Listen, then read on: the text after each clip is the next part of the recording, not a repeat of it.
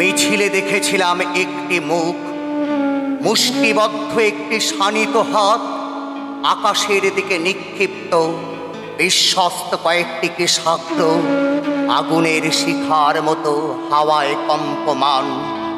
ময়দানে মিশে গেলেও ঝঞ্ঝাক্ষুব্ধ জনসমুদ্রের ফেনিল চূড়ায় ফসফরাসের মতন জল জল করতে থাকলো মিছিলের সেই মুখ।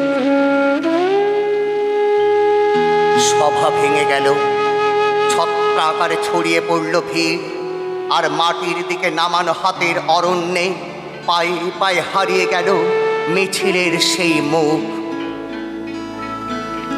আজ দুবেলা পথে ঘুরি, ভিড় দেখলে দাঁড়াই, যদিও কোথাও খুঁজে পাই মিছিলের সেই মুখ।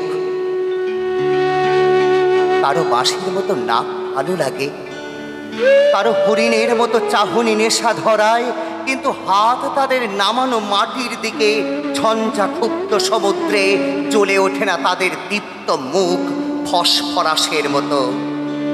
আমাকে উজ্জীবিত করে সমুদ্রের একটি স্বপ্ন, মিছিলের একটি মুখ।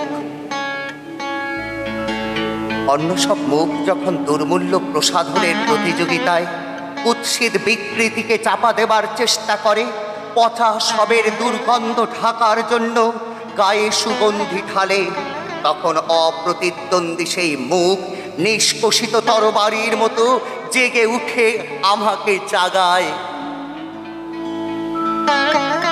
অন্ধকারে হাতে হাতে তাই গুঁজে দিই আমি নিষিদ্ধ এক ইস্তাহার, জরাজীর্ণ ইমারতের ভিত ধসিয়ে দিতে ডাক দিই, যাতে উদ্বেলিত মিছিল একটি মুখ দেহ পায়, আর সমস্ত পৃথিবীর শৃঙ্খল মুক্ত ভালোবাসা দুটি হৃদয়ের সেতু পথে পারাপার করতে পারে।